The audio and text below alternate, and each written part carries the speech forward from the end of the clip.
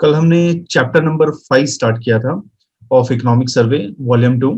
इसके अंदर हमने डिस्कस किया इन्फ्लेशन क्या है, इन्फ्लेशन क्यों अकर होता है। तो इन्फ्लेशन डिमांड पुल और कोस्ट पुश उसकी वजह से अकर होता है।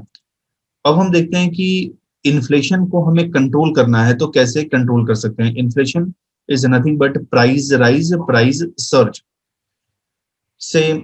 इन्फ्लेशन अगर सप्लाई के शॉर्टेज की वजह से हो रहा है तो इमीडिएटली हमें सप्लाई को इंक्रीज करना चाहिए। लाइक ऑक्सीजन कंसंट्रेटर, वो अभी मार्केट में शॉर्टेजेस है। वेंटिलेटर बेड उसके शॉर्टेजेस हैं। रेमडेसिविर इंजेक्शन उसके शॉर्टेज हैं। सो उसका प्राइस इंक्रीज हो गया है तो immediately we should increase supply.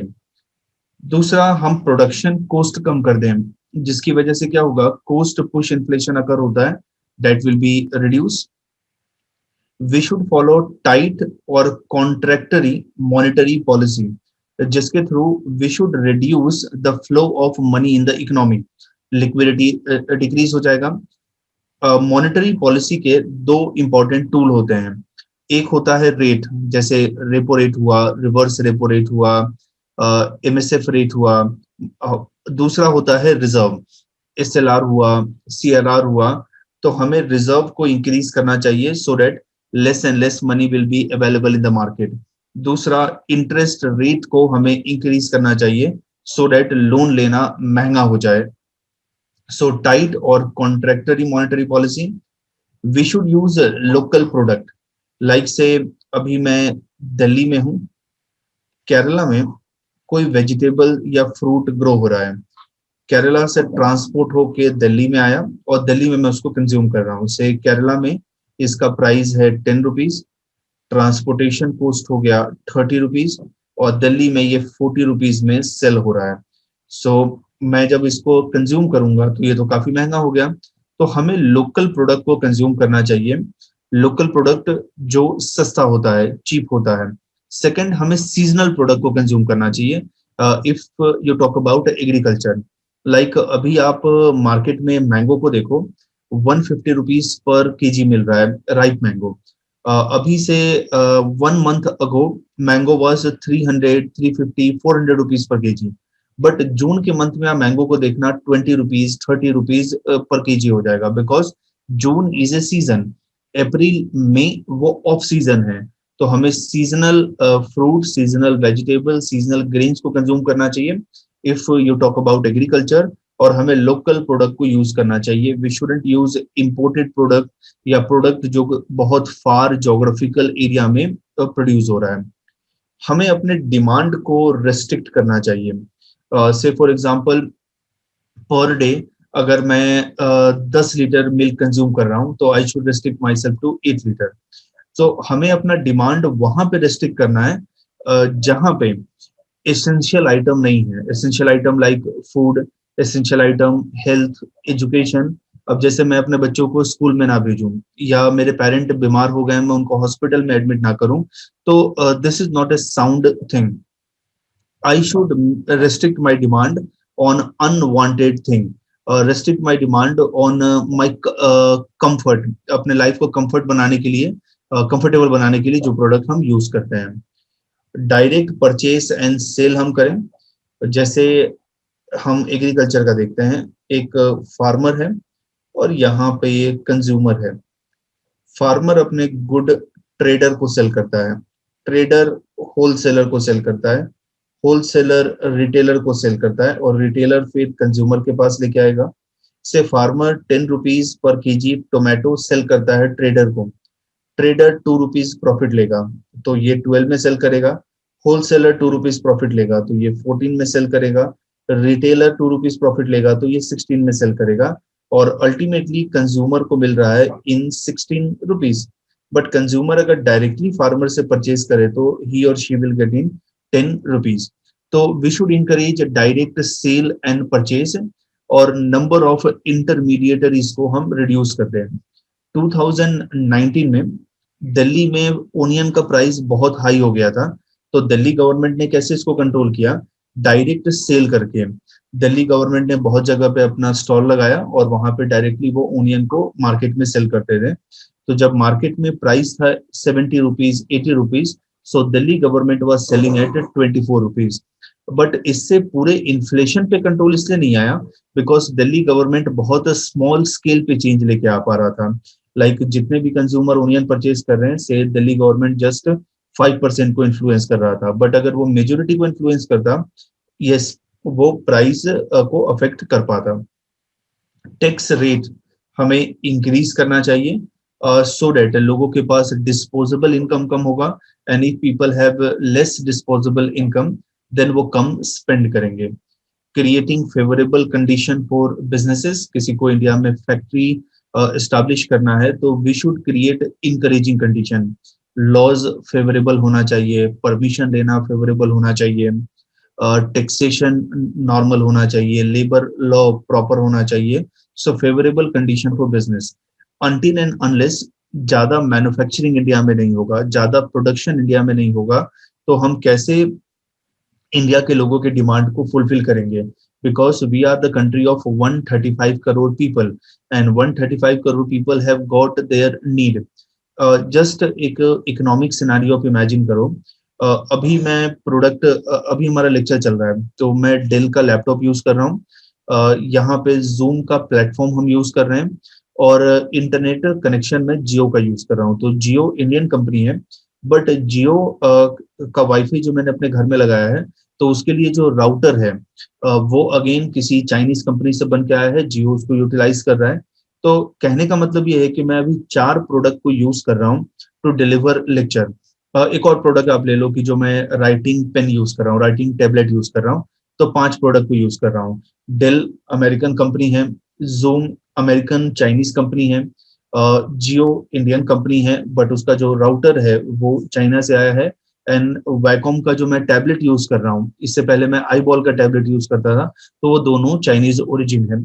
तो जब तक इंडिया का सारा रिक्वायरमेंट डोमेस्टिक कंपनी नहीं फुलफिल करेगा, तब तक बहुत डिफिकल्ट होगा हमारे लिए ग्रो करना। बिकॉज हम फॉरेन कंट्री से गुड्स को परचेज करेंगे और फिर उनको हम अपना फॉरेन एक्सचेंज देते हैं, उनको मनी देते हैं। तो डोमेस्टिक इंडस्ट्रीज को हमें प्रमोट करना चाहिए। We should encourage people to save money. Like अभी कोरोना वायरस की वजह से जो इकोनॉमिक क्राइसिस आया था, तो इसमें जिन लोगों ने अपने मनी को सेव करके रखा है तो उनको ज्यादा प्रॉब्लम नहीं हुआ। दे faced problem but not like people जिनके पास बिल्कुल भी पैसा नहीं था। तो जिनके पास बिल्कुल पैसा नहीं था, दे वर डिपेंडेंट अपॉन अदर, और दूसरों से उन्होंने डेप्ट लेके अपने हॉस्पिटल के बिल्स या अपने घर के ग्रोसरी के बिल उसको फुलफिल किया। So this is how we can check, we can control inflation. Inflation related different terms आता है, तो ये 7 टर्म है। एक है हाइपर इन्फ्लेशन, अचानक इन्फ्लेशन बहुत ज्यादा इंक्रीज हो जाता है तो उसको हम हाइपर इन्फ्लेशन कहते हैं। एक है कोर इन्फ्लेशन, कोर इन्फ्लेशन के साथ हम टर्म यूज करते हैं हेडलाइन इन्फ्लेशन। हेडलाइन इन्फ्लेशन सारे के सारे गुड्स, सारे के सारे सर्विसेज, उसके प्राइस राइज को ट्रैक करता है, that is headline inflation. All goods, all services. Core inflation, इसमें से हम फूड को निकाल देते हैं, इसमें से हम फ्यूल को निकाल देते हैं, क्योंकि इसका प्राइस बहुत वोलेटाइल है। गवर्नमेंट ऑफ इंडिया का इसके ऊपर कंट्रोल तो है नहीं। So this will be my core inflation. So core inflation, headline inflation minus food and fuel. Then Philip curve है, Philip curve inflation and unemployment के बीच में ग्राफ है। हमने कल वीडियो में देखा था, न्यूजीलैंड के एक इकोनॉमिस्ट थे A.W. फिलिप्स, उन्होंने फिलिप कर्व डिजाइन किया था। देन रीफ्लेशन है, उसके बाद स्टैगफ्लेशन है। तो stagflation that is stagnation of economy, economic growth नहीं हो रहा है, वेरी हाई अनएम्प्लॉयमेंट अकर हो रहा है, एंड देन इन्फ्लेशन अकर होता है। स्क्यूफ्लेशन, हर एक गुड्स एंड सर्विसेज में इन्फ्लेशन अकर नहीं होता है, few type of goods and services उसमें इन्फ्लेशन अकर होता है। Then we have GDP deflator. तो इसको हम एक एक टर्म को देखते हैं। तो फर्स्ट है हाइपर इन्फ्लेशन। इन 2006 में जिम्बाब्वे का इन्फ्लेशन हो गया था 10⁻11। जिम्बाब्वे का इन्फ्लेशन हो गया था 10⁻11%, that is 100 million percentage inflation increase हो गया था। और डेली हम एवरेज लें तो डेली इन्फ्लेशन 98% से इंक्रीज हो रहा था। एग्जाम्पल मैं बताऊं, अभी आप एक ब्रेड कंज्यूम आज कर रहे हो, परचेज कर रहे हो, तो you will get in 1 rupees. कल आप उसको परचेज करोगे तो you will get in 2 rupees. Then third day आप परचेज करोगे, you will get in 4 rupees. 30th day आप परचेज करोगे तो यू विल गेट से इन 1000 रुपीज। तो इन डेली इन्फ्लेशन वहां पे 98% के रेट से इंक्रीज कर रहा था, very high. Government of India ने under inflation targeting framework RBI को टारगेट दिया है कि you have to manage inflation 4 ± 2%, that is 4 - 2 2% and 4 + 2 6%। 2 to 6% हमारा इन्फ्लेशन टारगेट है। और यहाँ पे इन्फ्लेशन डेली इंक्रीज हो रहा है 98% and yearly inflation somewhere around 100 billion inflation, तो बहुत ज्यादा है।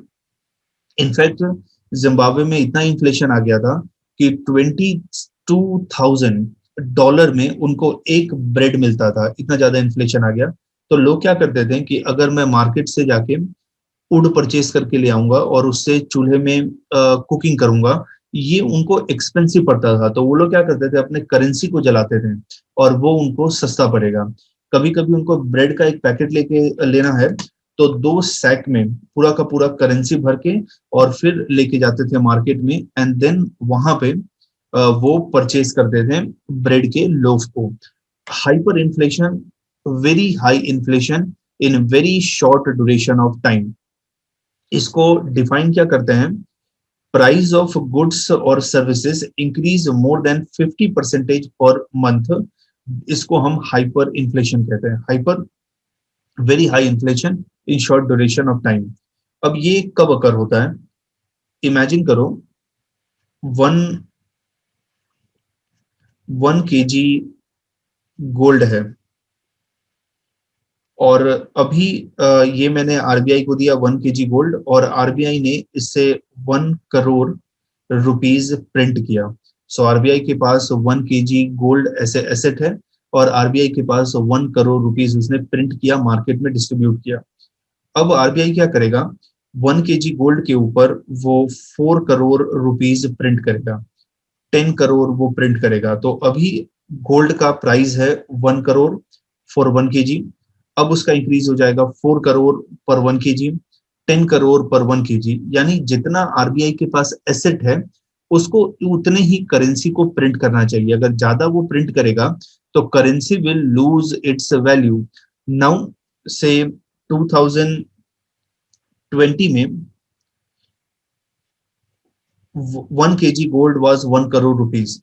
In 2021, 1 crore gold is 10 crore rupees. तो रुपी का तो वैल्यू डाउन हो गया। एक टाइम पे ऐसा आएगा कि मैंने मनी बहुत सारा प्रिंट कर दिया, से 1000 करोड़ रुपीज प्रिंट कर दिया और now 1 kg gold is 1000 crore.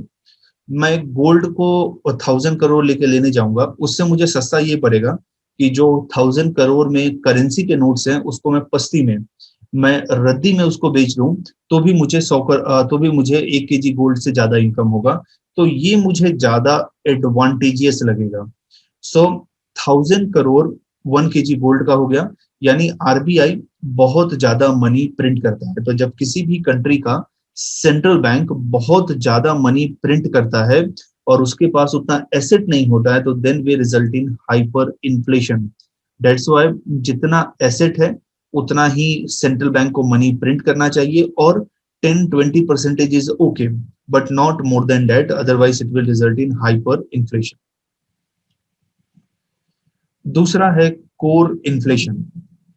Headline inflation means total inflation, education में, हेल्थ में, फूड आइटम में, फ्यूल आइटम में, टीवी में, फ्रिज में, सबके अंदर इन्फ्लेशन को काउंट करते हैं, that is headline inflation. But उसमें से फूड और एनर्जी को हम निकाल दें तो we are left with core inflation. So core inflation is equal to headline inflation minus food minus fuel energy. अब फूड को हम क्यों निकालते हैं, एग्रीकल्चर, इंडिया में 80% एग्रीकल्चर रेन फेड एग्रीकल्चर है। रेन फेड एग्रीकल्चर है, मीन्स अच्छा मॉनसून हुआ, इस बार प्रोडक्शन हाई होगा। अनसीजनल रेन हो गया, प्रोडक्शन नहीं होगा या प्रोडक्शन कम होगा। कोई डिसीज अकर हुआ, प्रोडक्शन कम होगा। से किसी इंसेक्ट का आउटब्रेक हो गया, कम होगा। सो एग्रीकल्चर वो स्टेबल नहीं है और गवर्नमेंट के कंट्रोल में भी नहीं है। यू कैन से एग्रीकल्चर नेचर के कंट्रोल में है।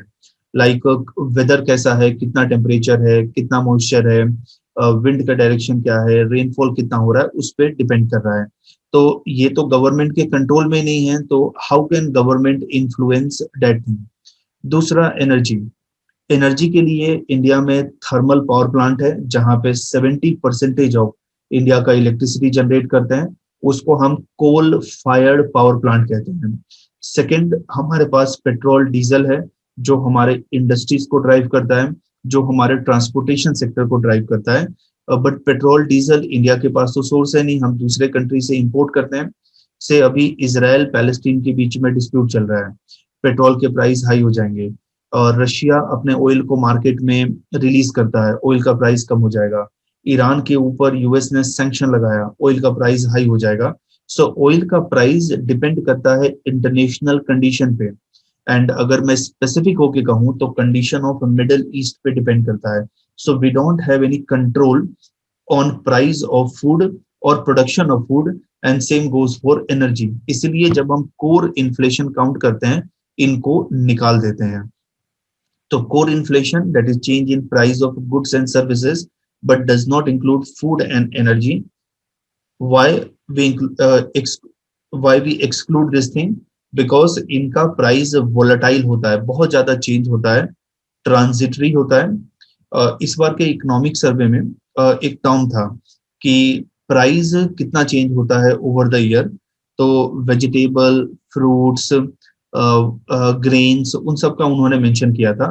तो उन्होंने कहा था कि वेजिटेबल का प्राइस 2.48 रेशियो से चेंज हो रहा है। से फॉर एग्जांपल, मई के मंथ में पोटैटो, उसका प्राइस मिनिमम है 20 रुपीज। से सितंबर के मंथ में पोटैटो का प्राइस मैक्सिमम हो जाएगा 50 रुपीज। तो ratio between maximum and minimum तो ये 2.5 है। सो वेजिटेबल का प्राइस बहुत जल्दी चेंज होता है। देन उसके बाद पल्सेस के प्राइस चेंज होते हैं, फ्रूट्स के प्राइस चेंज होते हैं, बट बाकी सारा प्राइस मोर और लेस स्टेबल रहता है। तो ट्रांजिटरी है, बहुत जल्दी चेंज होता है। चेंज सीजनल भी है, चेंज जियोग्राफिकल भी है। से दिल्ली में आप प्राइस देखो वेजिटेबल का, फ्रूट्स का, से फिर आप जयपुर में जाकर देखो, अहमदाबाद में जाके देखो, या किसी रूरल एरिया में जाके देखो, प्राइस में बहुत ज्यादा आपको डिफरेंस मिलेगा। और ये सप्लाई ड्रिवन होता है, और सप्लाई पे गवर्नमेंट ऑफ इंडिया का कंट्रोल नहीं है।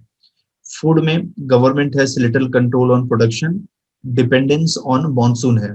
से गवर्नमेंट ऑफ इंडिया ने इंडिया में हर जगह पे एग्रीकल्चर का नेटवर्क बना दिया। Government of India agriculture production कर रही है, से इंडिया में 50-60% farm is own by government of India. Government of India उसमें एग्रीकल्चर कर रही है, तो शायद फूड के प्राइस को गवर्नमेंट ऑफ इंडिया कंट्रोल कर पाएगी। एनर्जी हम इंपोर्ट करते हैं, so again it is out of government of India control, और इंटरनेशनल प्राइस पे डिपेंड करता है। बट अगर हम गल्फ पे डिपेंडेंट नहीं होते हैं, हमारे पास अपना एनर्जी का सोर्स होता, शायद हम एनर्जी के प्राइस को कंट्रोल कर पाते हैं। So this is core inflation. Headline inflation, total inflation, core inflation excluding food and energy from headline inflation. Then we have Philip curve.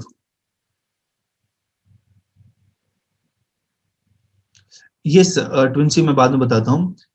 These are the other measure through which government can check the price of food item, but directly they cannot influence. They can influence up to some limit, but not you can say 100%. We will discuss afterwards. Third है हमारे पास Philip curve. अब Philip curve क्या कहता है कि there is inverse relationship between inflation and unemployment. Say economic growth आएगा, economic growth will result in inflation. Example मैं आपको बताता हूं. इंडिया में अभी टोटल 100 लोग हैं. जिसमें से 10 पीपल आर रिच। इनको कार का डिमांड होगा, इनको घर का डिमांड होगा, घर में एसी, रेफ्रिजरेटर, टीवी, स्मार्टफोन का डिमांड होगा। अब इंडिया का इकोनॉमिक ग्रोथ हो रहा है, जिसके वजह से लोगों का इनकम इंक्रीज हो रहा है। अब 10 के बदले 30 लोग और रिच हो गए इंडिया में। एसी का डिमांड इंक्रीज होगा, स्मार्टफोन का डिमांड इंक्रीज होगा, कार का डिमांड इंक्रीज होगा, हाउस का डिमांड इंक्रीज होगा। तो जैसे जैसे इकोनॉमिक ग्रोथ होता है, लोगों का इनकम इंक्रीज होता है, और जब लोगों का इनकम इंक्रीज होगा तो उनका डिमांड इंक्रीज होगा। आप खुद अपने आप को ऑब्जर्व करना, आप जब कॉलेज में थे तो at that point of time आपके एक्सपेंसेस क्या थे? जब आप जॉब करने लगोगे तो आपके एक्सपेंसेस क्या होंगे? The more money you have in your pocket, the more money you will spend. So people, income increases, लोगों का डिमांड इंक्रीज होता है, और उससे इन्फ्लेशन इंक्रीज होता है। सेम, अभी मेरा सैलरी 10,000 रुपीज है और मेरा सेविंग कुछ भी नहीं हो रहा है, तो मैं घर का सारा काम खुद करता हूँ। मैं फूड को भी खुद कुक करता हूँ, घर को क्लीन भी मैं खुद करता हूँ। अब मेरा सैलरी इंक्रीज होके 50,000 हो गया, तो मैं अपने घर में कुक को हायर कर लूंगा, मैं अपने घर में एक मेड को हायर कर लूंगा, सो डेट मेरा वर्क इजी हो जाए। लेकिन ये कब हुआ?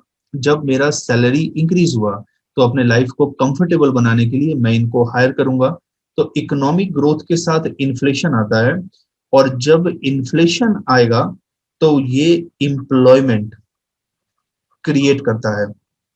सो एम्प्लॉयमेंट कैसे क्रिएट करेगा? मैंने अपने घर में मेड हायर कर लिया, मैंने अपने घर में कुक हायर कर लिया, मैंने एक कार परचेज किया, और मैंने सोचा कि कार को मैं खुद ड्राइव नहीं करूंगा, मैं एक ड्राइवर को रखता हूँ, क्योंकि खुद मैं ड्राइव कर रहा हूँ तो उससे प्रॉब्लम अकर होगा।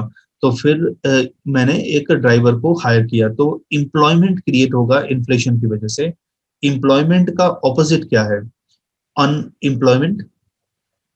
Employment means when people are getting job, unemployment when people are not getting job। तो मैं ऐसा कह सकता हूँ कि there is a direct relationship between inflation and employment। When inflation increases, employment increase होता है। There is indirect relationship between inflation and unemployment। Say right now मेरा inflation है 5%।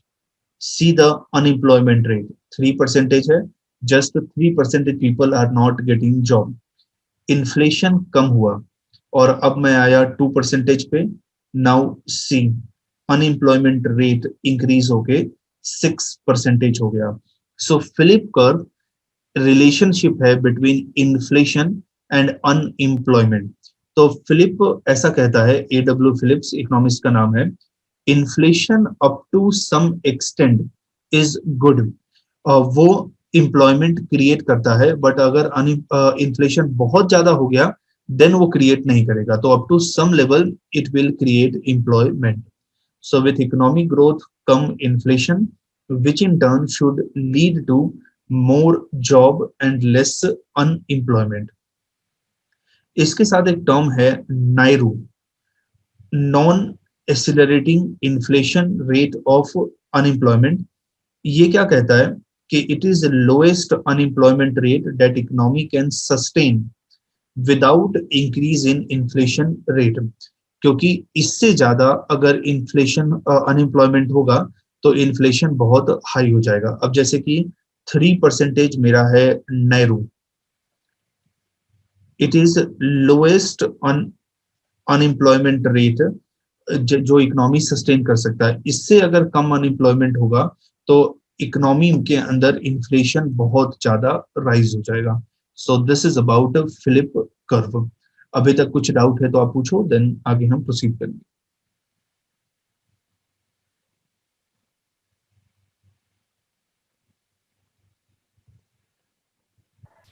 Sir, last month, Government of India told us that they have not printed any 2000 notes in 2020. So it was for stopping the inflation only, no, sir? That I'm not aware of. I will check what is the reason behind it. I will check, because there Okay, can sir. be a different reason. Like Okay. more a number of notes are available in 2000 denomination.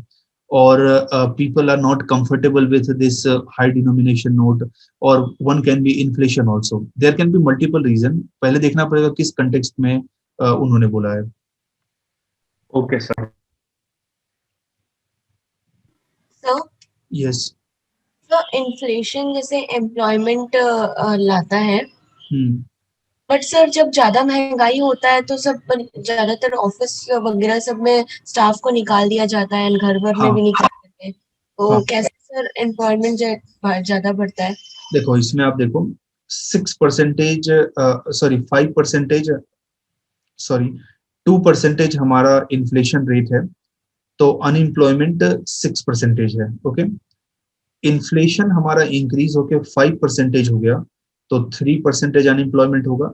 लेकिन इसके बाद जब inflation increase हो रहा है, तो अब वो एम्प्लॉयमेंट के ऊपर कुछ इफेक्ट नहीं लेके आ रहा है.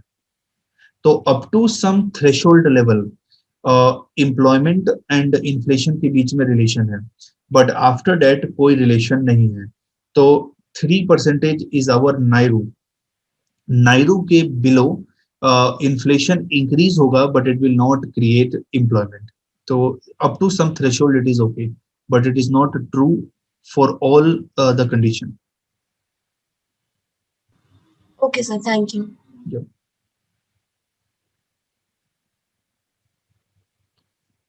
ओके, तो आगे प्रोसीड करते हैं. नेक्स्ट है रिफ्लेशन. रिफ्लेशन हम क्या करते हैं कि मार्केट में इन्फ्लेशन है, अब इन्फ्लेशन को हमें कंट्रोल करना है, तो उसके लिए हम इकोनॉमिक ग्रोथ करते हैं. इकोनॉमिक ग्रोथ करेंगे, जॉब क्रिएट करेंगे, और ये हम कब करते हैं? आर्टिफिशियल क्रेडिट देके. So act of stimulating economy by increasing money supply or by reducing taxes, seeking to bring economy back to the long term trend following the dip in business cycle. Which means जब inflation बहुत कम हो गया और inflation फिर बहुत कम हो गया and we are not comfortable with that thing, then market में money inject करके, market में demand create करके, और फिर inflation को हम comfortable level पे लेके आते हैं. Say for example, इंडिया में inflation between 2% to 6% we are okay with it. But inflation 0% है, देन हमें इसको इंक्रीज करके और से 3% पे लेके आना पड़ेगा. तो उसके लिए हम बहुत सारा मनी, बहुत सारा लिक्विडिटी मार्केट में इंजेक्ट करेंगे.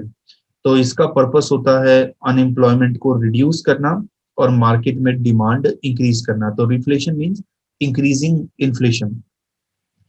इन्फ्लेशन क्यों होना चाहिए? अब मैं आपको दो एग्जांपल देता हूं. से 1 करोड़ आपके पास रुपीज है और आपने एसेट में इन्वेस्ट किया. से आपने एक फ्लैट को परचेज किया, फ्लैट को परचेज किया इन 2010 में. 2020 में you will expect some price rise, कि फ्लैट को 1 करोड़ में आपने परचेज किया है, एटलीस्ट इसका प्राइस 1.5 करोड़ होना चाहिए, कुछ तो प्राइस राइज होना चाहिए ना. तो यू विल एक्सपेक्ट एप्रिसिएशन.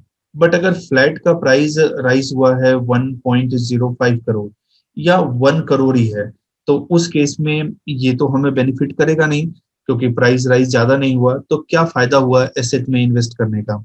उससे अच्छा तो मनी अपने पॉकेट में ही रखो, क्योंकि पॉकेट में रखेंगे तो भी ग्रो नहीं हो रहा है, एसेट में इन्वेस्ट कर रहे हैं तो भी ग्रो नहीं हो रहा है. से 2010 में आपने एक कंपनी ज्वाइन किया एंड वहां पे आपका सैलरी 10,000 है. 2015 में आप एक्सपेक्ट करेंगे कि आपको इंक्रीमेंट मिले और अब आपका सैलरी 20,000 हो गया. 2020 में आप एक्सपेक्ट करेंगे आपका सैलरी 40,000 हो गया. बट इमेजिन 2010 में भी आपका सैलरी 10,000 था, 2020 में भी आपका सैलरी 10,000 था. तो you will not get motivation to work, because आपका इनकम तो इंक्रीज ही नहीं हो रहा है. मार्केट में इन्फ्लेशन होना चाहिए, राइज होना चाहिए, अदरवाइज मोटिवेशन ही नहीं रहेगा इन्वेस्टमेंट के लिए, मोटिवेशन ही नहीं रहेगा वर्क के लिए. बट इन्फ्लेशन बहुत ज्यादा हो रहा है, then we will be not be comfortable. तो too low inflation, too high inflation, we are not comfortable. Inflation should be in optimal range, और इंडिया के लिए ऑप्टिमल रेंज है 2% to 6%. उसके बाद आता है स्टैगफ्लेशन. ये दो वर्ड का कॉम्बिनेशन है, एक है स्टैग्नेशन यानी economic slow down, economic growth occur ही नहीं हो रहा है, और दूसरा वर्ड है इन्फ्लेशन, मीन्स प्राइस राइज। आपका सैलरी इंक्रीज नहीं हो रहा है बट प्राइस राइज हो रहा है, और बहुत सारे लोग अभी इंडिया में अनएम्प्लॉयड हैं, उसको स्टैगफ्लेशन कहते हैं।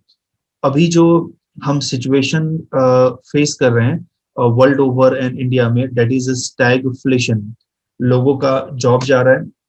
2 वीक पहले, हाँ 2 वीक पहले सीएमआई का एक डेटा आया था कि three sorry to 27 million people they have lost their job in this year 2021। Last year भी बहुत सारे लोगों ने ऑलमोस्ट 12 करोड़ लोगों ने जॉब लॉस किया है या उनका जॉब इनस्टेबल हो गया है। तो अभी के टाइम पे देखना कि अनएम्प्लॉयमेंट हम फेस कर रहे हैं, स्पेशली जो लोग अनऑर्गेनाइज सेक्टर में वर्क करते हैं। दूसरा, प्राइस राइज हो रहा है बिकॉज सप्लाई कम हो रहा है।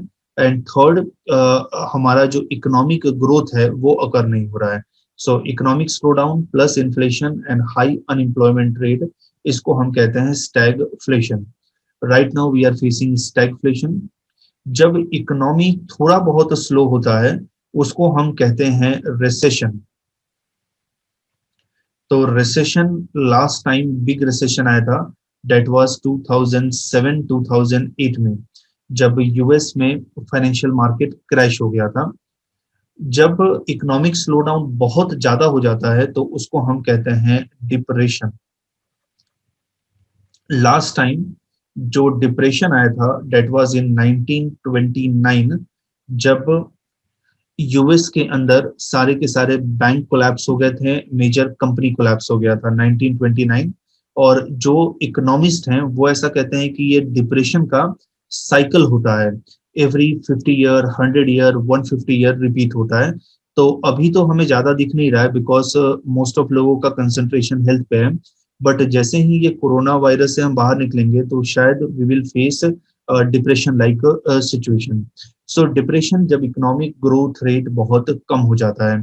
तो recession, slight dip, we can come back. Depression बहुत ज्यादा डिप होता है और उसको कम बैक करने के लिए गवर्नमेंट को बहुत ही रेवोल्यूशनरी, बहुत ही स्ट्रॉन्ग स्टेप्स लेना पड़ेगा।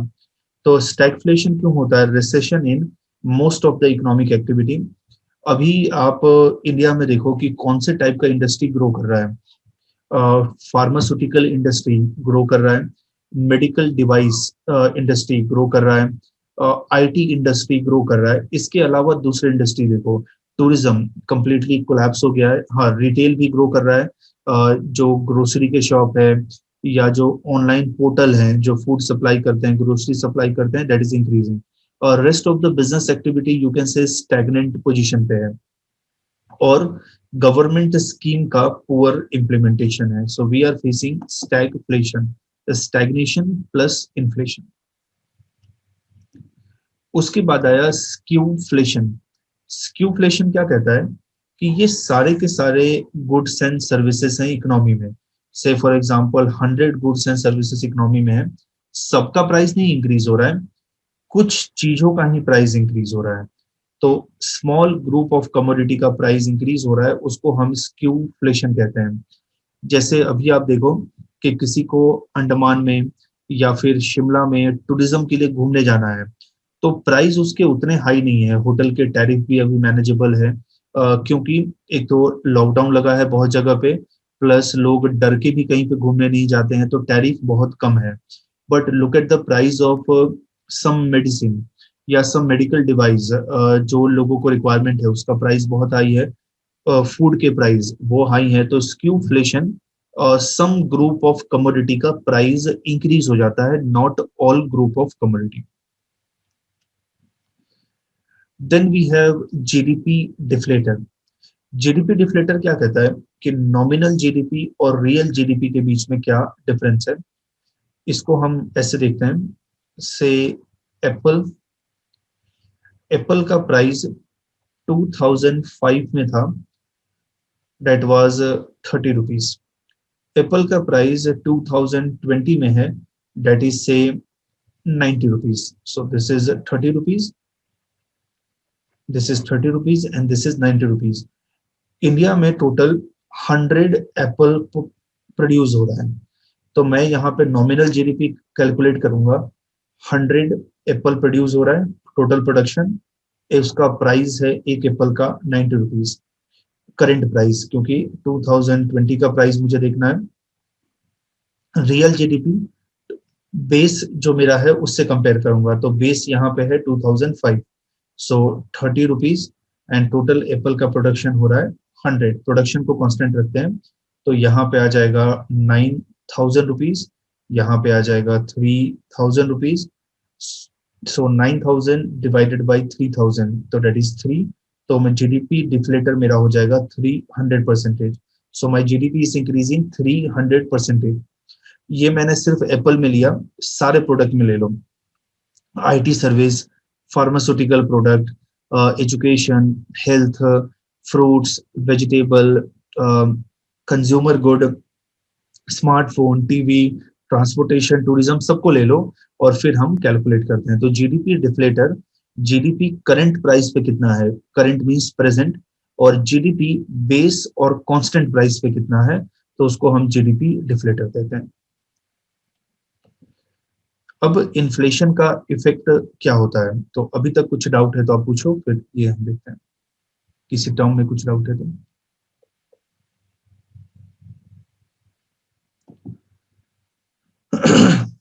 ओके, तो इन्फ्लेशन का इफेक्ट देखते हैं। इन्फ्लेशन की वजह से मनी का वैल्यू डिक्रीज हो जाता है। अब इसका मैं एग्जांपल आपको बताता हूं। इन 2005 मैं वडोदरा में था और उस समय 1 रुपीज में 4 पानीपुरी मिलता था, 1 रुपीज में 4 panipuri. Right now in 2021 in Ahmedabad 1 rupees के अंदर, सॉरी 10 रुपीज के अंदर अब 4 पानीपुरी मिल रहा है, विच मीन्स पहले जो मेरा परचेजिंग पावर 1 रुपीज का था, अब वो मेरा परचेजिंग पावर 10 रुपीज का हो गया है। सो अभी मेरे पास 1 रुपी होगा, सो मुझे अब कुछ भी नहीं मिलेगा, बट 2005 में 1 रुपी में मुझे 4 पानीपुरी मिलता था, सो मनी का वैल्यू रिड्यूस हो गया। Earlier the thing which I was purchasing in 1 rupee, अब मैं वो 10 रुपीज में परचेज करता हूं, तो मनी का वैल्यू 10 टाइम फॉल हो गया। लेंडर सफर करता है, जैसे पर्सन ए है, पर्सन बी है। पर्सन ए ने बी को लेंड किया 100 रुपीज इन 2020। पर्सन ए कहेगा कि आई डिमांड 10% इंटरेस्ट, तो पर्सन बी कहेगा कि ओके मैं आपको 110 रुपीज 2020 में रिटर्न करूंगा। बट जब बी ए को 2021 में 110 रुपीज रिटर्न कर रहा है, तो यहाँ पे इन्फ्लेशन इंक्रीज हो गया 20%, यानी इसका मनी ग्रो हो रहा है 10% रेट के हिसाब से, बट इसका इन्फ्लेशन ग्रो हो गया 20% के हिसाब से, यानी अब इसको आइडियली मिलना चाहिए 120 रुपीज, बट इसको मिल रहा है 110 रुपीज। जब इन्फ्लेशन रिजल्ट होता है तो जो लेंडर है, मनी देता है, उसको नुकसान होता है, बट जो मनी यूज करता है उसको फायदा होगा। एग्जाम्पल मैं आपको बताऊं, मैंने पानीपुरी का आपको एग्जाम्पल बताया 2005 एंड 2020। 2005 में मेरे किसी फ्रेंड ने मुझे कहा कि तुम मुझे 10 रुपीज बोरो मुझे दो, तो उसने मुझसे 10 रुपीज बोरो किया, मैंने उसको दे दिया, और वो मुझे अब 2020 में 10 रुपीज रिटर्न कर रहा है। तो 2005 में 10 रुपीज का परचेजिंग पावर हाई था, उससे मैं 40 पानीपुरी परचेज करता था, बट 2020 में मैं तो अब जस्ट 4 ही परचेज कर पाऊंगा। तो उसने मुझे मनी रिटर्न तो किया, बट मनी का रियल वैल्यू क्या हो गया, वो डाउन हो गया। सो मैं लेंडर हूं, मैंने मनी दिया है तो मुझे नुकसान हुआ, वो बोरोवर है उसको फायदा हुआ। सो मनी जब इन्फ्लेशन अकर होता है तो दोस्त हु लेंड मनी उसको नुकसान होता है, जो बोरो करता है उसको बेनिफिट होता है। इन्फ्लेशन जब राइज होगा उससे हम अपने कंजम्पशन को रिड्यूस करते हैं। से 1 लीटर ऑफ मिल्क अभी मिल रहा है 50 रुपीज में, और मेरे पास 50 रुपीज ही है पॉकेट में, तो मैं 1 लीटर ऑफ मिल्क कंज्यूम कर रहा हूँ। मिल्क का प्राइस इंक्रीज हो गया 100 रुपीज पर लीटर। अब मैं हाफ लीटर मिल्क कंज्यूम करूंगा बिकॉज मेरे पास तो 50 रुपीज ही है। तो जब इन्फ्लेशन रिजल्ट करता है, हम अपने कंजम्पशन को रिड्यूस कर लेते हैं। इन्फ्लेशन की वजह से सेविंग रिड्यूस होगा। से माई सैलरी इज 10,000 रुपीज, मेरा सैलरी है। इसमें से 5,000 रुपीज मैं स्पेंड करता हूँ फूड के लिए, हाउस के लिए, अपने बच्चों के एजुकेशन के लिए। 2,000 रुपीज मैं इन्वेस्ट करता हूँ, स्पेंड करता हूँ, 2,000 इन्वेस्ट करता हूँ, और 3,000 मेरे पास सेविंग है। सेम 20% हमारा इन्फ्लेशन हो गया, तो अब 5,000 के बदले मुझे 6,000 स्पेंड करना पड़ेगा।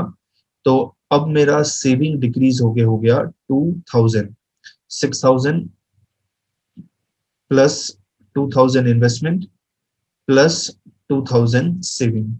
तो जब इन्फ्लेशन इंक्रीज होता है तो हमारा कंजम्पशन रिड्यूस होता है, हमारा सेविंग डिक्रीज होता है। टैक्स बर्डन इंक्रीज हो जाएगा। जैसे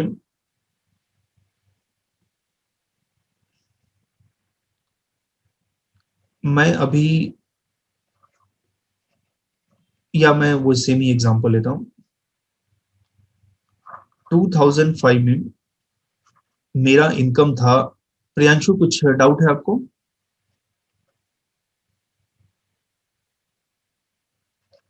ओके। 2005 में मेरा इनकम है 10 रुपीज, और 10 रुपीज में मैं 40 पानी पूरी परचेज करता हूँ।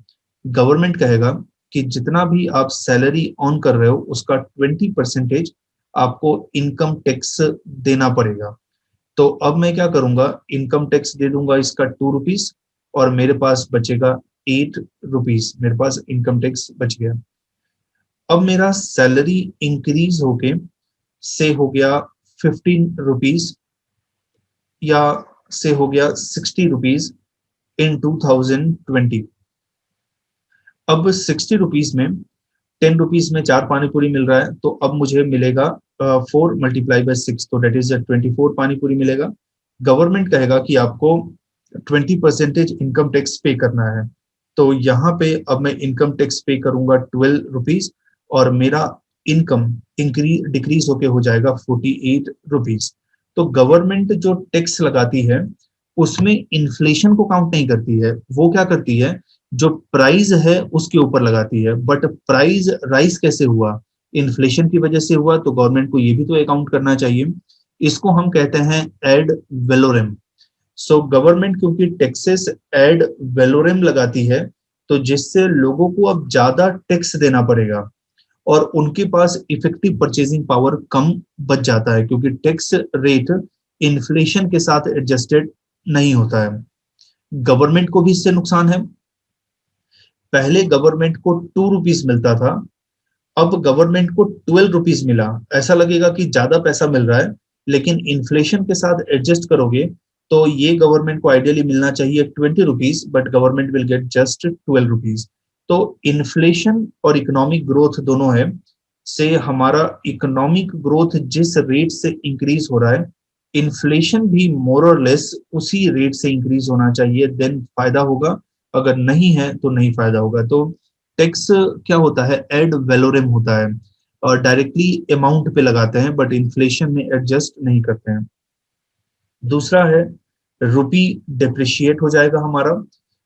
इंडिया में अगर सारे चीज कॉस्टली हो गए, इन्फ्लेशन बहुत हाई हो गया, कोई इंडिया से प्रोडक्ट को परचेज नहीं करेगा, क्योंकि उसको ये लगेगा कि इंडिया में तो इन्फ्लेशन बहुत हाई है। तो इंडिया से जब प्रोडक्ट परचेज ही नहीं करेगा तो हमें डॉलर का अर्निंग कैसे होगा, और जब डॉलर का अर्निंग नहीं होगा तो rupee dollar exchange rate India के लिए अनफेवरेबल हो जाएगा।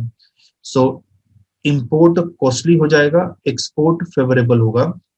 जैसे कि अब $1 इज इक्वल टू 70 रुपीज है, तो ये हो गया $1 इज इक्वल टू 80 रुपीज। तो विच मीन्स जब हम इंपोर्ट कर रहे हैं तो हमें $1 के प्रोपोर्शनेट 80 रुपीज देना पड़ेगा, बट जब एक्सपोर्ट कर रहे हैं तो वी विल गेट 80 रुपीज। तो एक्सपोर्ट में बेनिफिट होता है, इंपोर्ट में लॉस होता है। बट इंडिया नेट इंपोर्टर है, हम एक्सपोर्ट से ज्यादा इंपोर्ट करते हैं, दैट्स वाई इंडिया को नुकसान होगा। सो ये इन्फ्लेशन का नेगेटिव इफेक्ट है। अब इन्फ्लेशन को हम कहाँ पे मेजर करते हैं? तो इन्फ्लेशन को हम तीन जगह पे मेजर करते हैं। एक प्रोड्यूसर पॉइंट ऑफ व्यू पे, तो उसको हम कहते हैं PPI, producer price index.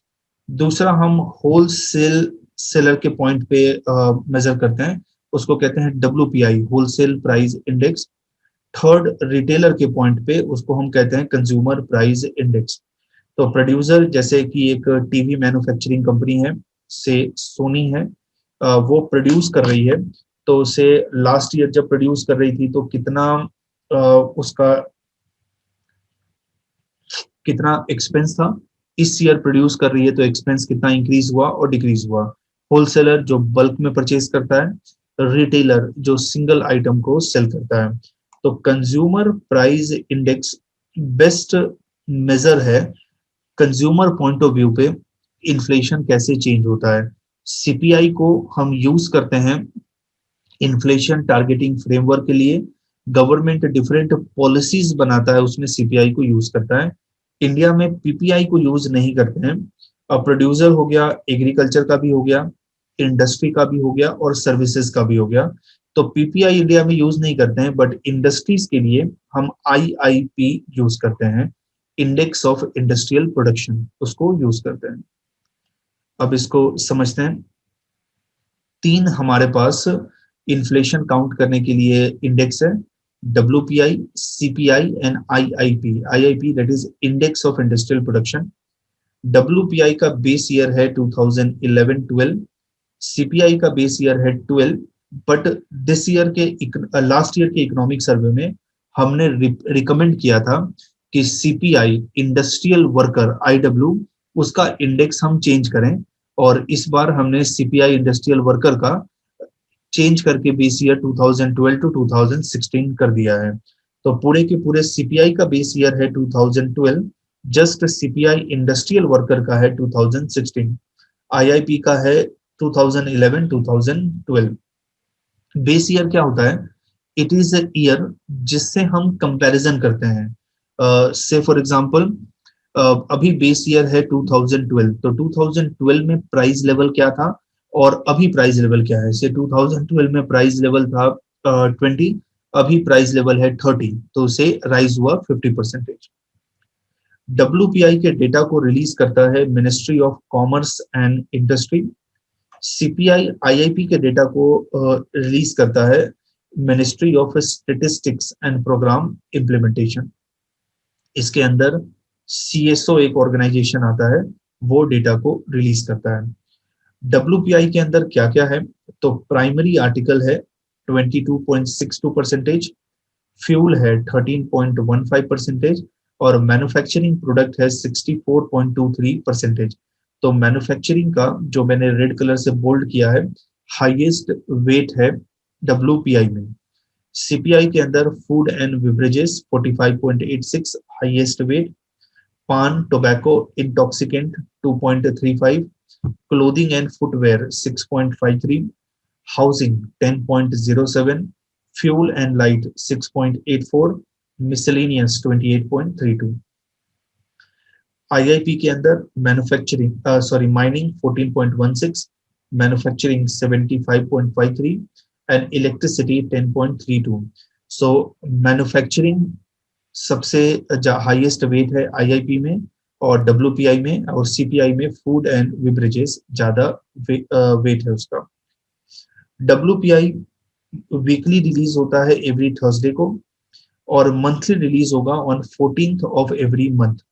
CPI monthly release होता है, आईआईपी भी मंथली रिलीज होता है। प्रोड्यूसर प्राइस इंडेक्स, इंडिया में हम इसको यूज नहीं करते कैलकुलेट करने के लिए, but it is average change in price of goods and services at the place of production, जहां पे उसको प्रोड्यूस कर रहे हैं। डब्ल्यूपीआई इन्फ्लेशन, इसको यूज करते हैं मैक्रो लेवल प्लानिंग के लिए। ऑल ओवर इंडिया, और सीपीआई इन्फ्लेशन को यूज करते हैं माइक्रो लेवल प्लानिंग के लिए यूज करते हैं। WPI मंथली इसको हम रिलीज करते हैं 14th ऑफ एवरी मंथ। अगर 14th को हॉलीडे है तो हम नेक्स्ट वर्किंग डे को रिलीज करते हैं। WPI के अंदर primary article, energy and fuel group, इसको वीकली बेसिस पे रिलीज करते हैं एवरी थर्सडे। अभी हम प्रोविजनल इंडेक्स रिलीज करते हैं and after calculation, after deliberation 8 week के बाद फाइनल इंडेक्स रिलीज करते हैं। बेस ईयर है 2011-12। Office of economic adviser, department of promotion for of industry and internal trade, ministry of commerce and industry release करता है WPI को। ये headline inflation है, हेडलाइन मीन्स टोटल इन्फ्लेशन है।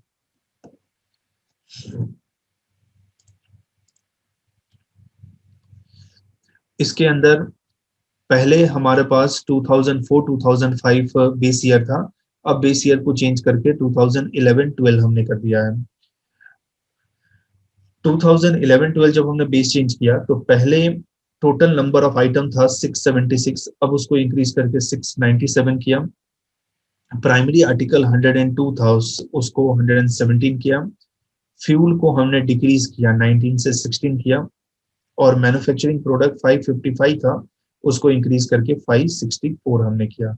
Manufacturing का सबसे हाईएस्ट वेट है इन WPI। WPI के अंदर प्राइमरी आर्टिकल है। प्राइमरी आर्टिकल में क्या क्या आता है? जब हम ह्यूमन ज्योग्राफी देखेंगे तब मैं आपको बताऊंगा इकोनॉमिक एक्टिविटी, प्राइमरी एक्टिविटी होता है, सेकेंडरी एक्टिविटी होता है, टर्शियरी एक्टिविटी होता है। तो primary activity which is directly connected with nature. So primary article है that is 22.62%। इसके अंदर फूड आर्टिकल है तो वो हम एग्रीकल्चर से डिराइव करते हैं। Then we have minerals, mining से डिराइव करते हैं। Crude petroleum and natural gas है हमारे पास। So primary article, food article, minerals, crude oil and petroleum, ये उसके अंदर आता है। फ्यूल एंड पावर के अंदर क्या आएगा? कोल, मिनरल ऑयल, इलेक्ट्रिसिटी, और इसका वेट है 13.15%। देन WPI फूड इंडेक्स को हम कैलकुलेट करते हैं। अब WPI फूड इंडेक्स क्या है? इसको देखो, प्राइमरी आर्टिकल है, इसके अंदर भी फूड आर्टिकल है, एंड देन मैन्युफैक्चरिंग प्रोडक्ट है, इसके अंदर भी फूड आर्टिकल है। तो WPI का फूड इंडेक्स हम कैलकुलेट करते हैं, that is the food article in primary group and food product in manufacturing group। तो इसका वेट हमारा हो गया 24.38 जो फूड से रिलेटेड है। तो फूड मैन्युफैक्चरिंग में भी है, फूड प्राइमरी आर्टिकल्स में भी है। नाउ WPI इन्फ्लेशन कैसे इंक्रीज हो रहा है?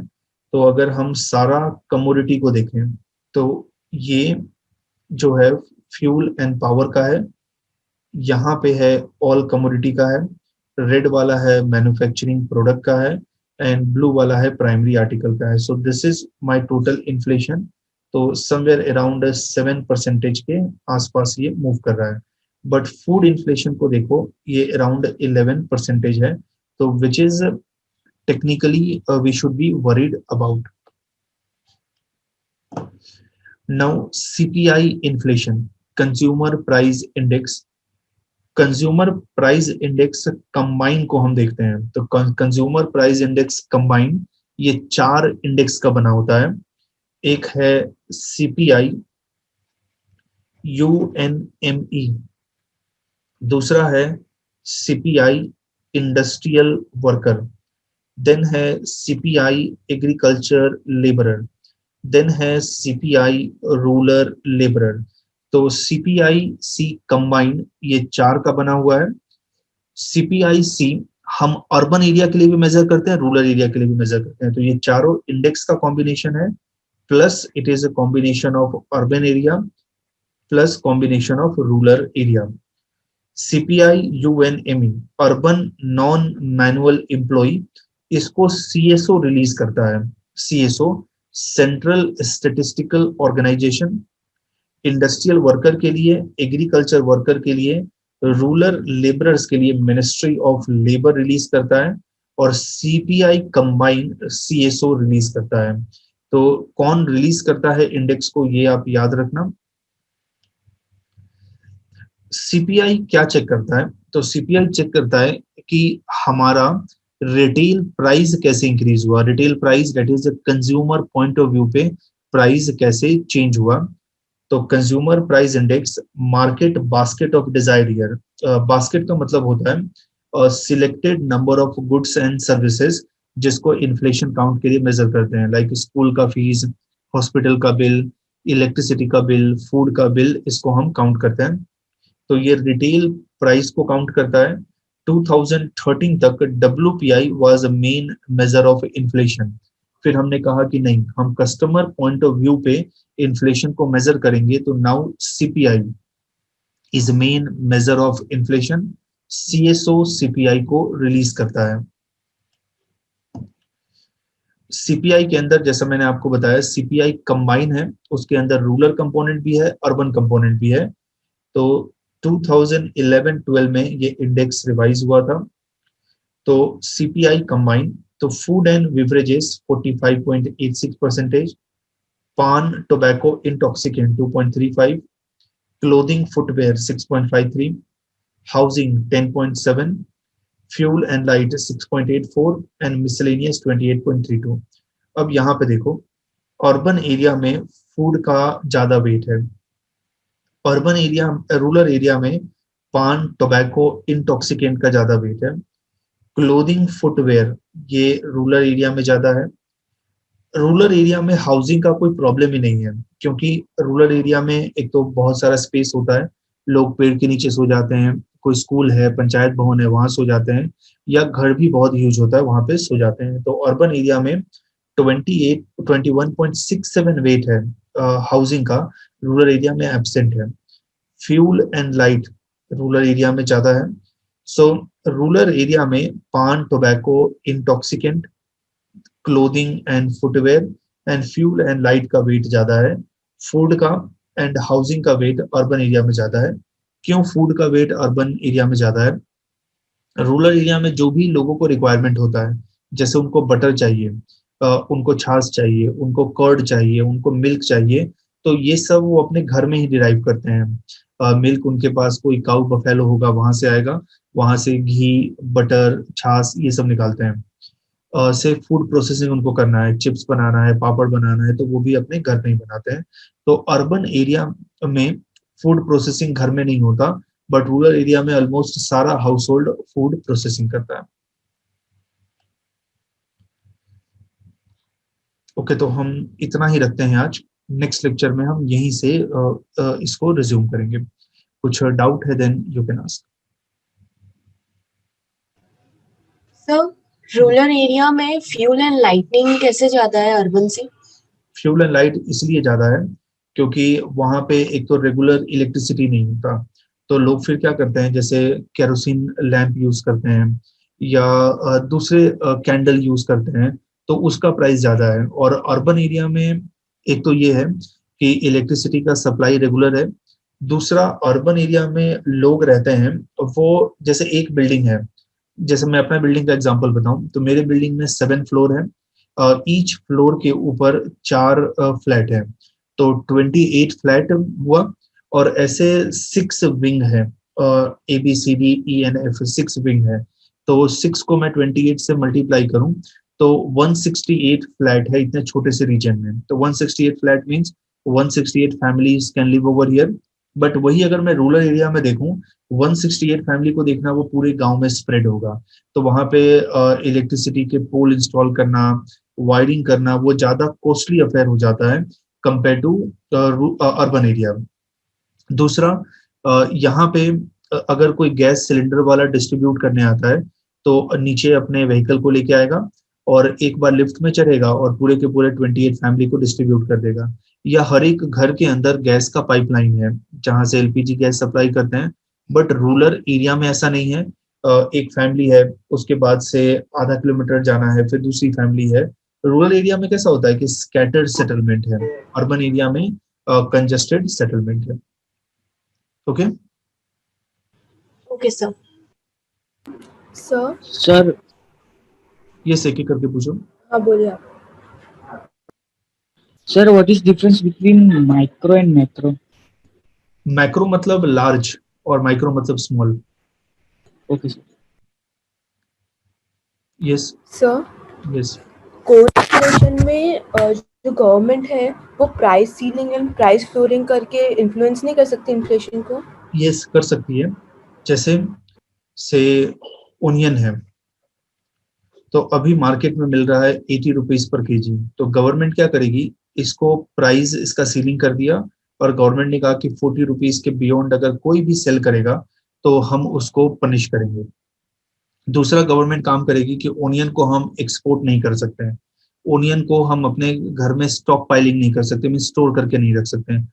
गवर्नमेंट इन्फ्लुएंस कर सकता है, बट इमेजिन रेनफॉल ही नहीं हो रहा है और इसका प्रोडक्शन ही नहीं हो रहा है, देन तो how can government do that thing.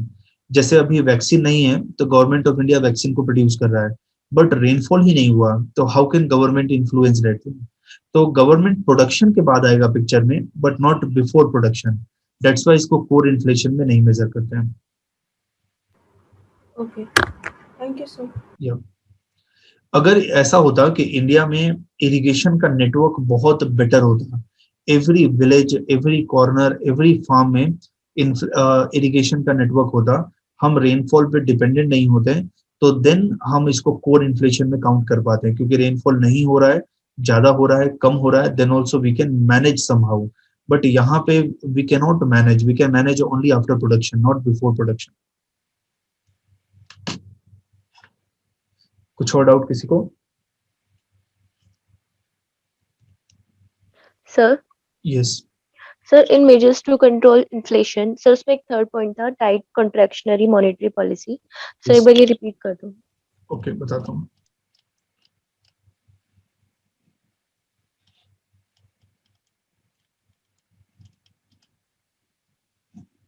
ये वाला। Yes sir.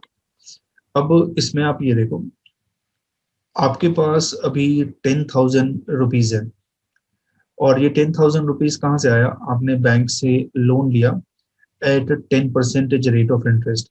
अब इस मनी से आप मार्केट में परचेज कर रहे हैं, से आप टीवी परचेज कर रहे हैं, रेफ्रिजरेटर परचेज कर रहे हैं, स्मार्टफोन परचेज कर रहे हैं। अब आरबीआई ने क्या किया, अपना रेपो रेट इंक्रीज किया, उसकी वजह से बैंक ने अपना लेंडिंग रेट इंक्रीज कर दिया, और अब लेंडिंग रेट है 20%। तो आपको लोन आपने लिया, बट लोन लेना तो अब महंगा हो गया, तो आप सोचोगे कि मैं अब 10,000 लोन नहीं लूंगा, I will take only 5,000 loan. तो जितना ज्यादा इंटरेस्ट रेट इंक्रीज होता है, लोग लोन लेना बंद कर देते हैं या कम लोन लेते हैं, तो मार्केट में मनी ही कम होगा, और जब मनी ही कम होगा तो गवर्नमेंट स्पेंड कैसे करेगी? तो एक रेपो रेट के थ्रू या एमएसएफ रेट के थ्रू, रिवर्स रेपो रेट के थ्रू, ये हमने देखा था ना, मनी के फ्लो को कैसे गवर्नमेंट कंट्रोल करती है, मॉनेटरी यस पॉलिसी सर। की इंस्ट्रूमेंट क्या है, तो उससे कर सकती है। या दूसरा गवर्नमेंट रिजर्व से कर सकती है। अब रिजर्व क्या होता है, से बैंक के पास 100 रुपीज है, तो अभी है सीआरआर हमारा 20%, यानी 20 रुपीज बैंक को बाजू में रखना पड़ेगा, असाइड रखना पड़ेगा, और 80 रुपीज को ही वो लेंड कर सकता है। गवर्नमेंट ने रिजर्व इंक्रीज करके और अब रख दिया 40%, so bank can lend only 60 rupees now. तो रिजर्व को इंक्रीज करके, रेट को इंक्रीज करके, गवर्नमेंट टाइट और कॉन्ट्रैक्शन मॉनेटरी पॉलिसी लेके आता है, जिससे मनी का फ्लो मार्केट में रिड्यूस हो जाएगा। Okay Okay sir. And sir, if the CRR is increased by the RBI, sir, it will initially increase the supply or decrease the supply? No, it will decrease the supply. See, right now my CRR is 20%. Okay, which means bank has to keep 20 rupees aside. So bank will have 80 rupees to lend.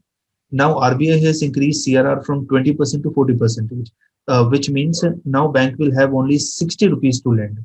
So if bank is having less money, so it will give less loan, it will give less credit, or it will give credit at a higher rate of interest to compensate for the loss. So it will reduce money flow in the economy. Okay sir. Thank you. Yeah. कुछ और doubt किसी को?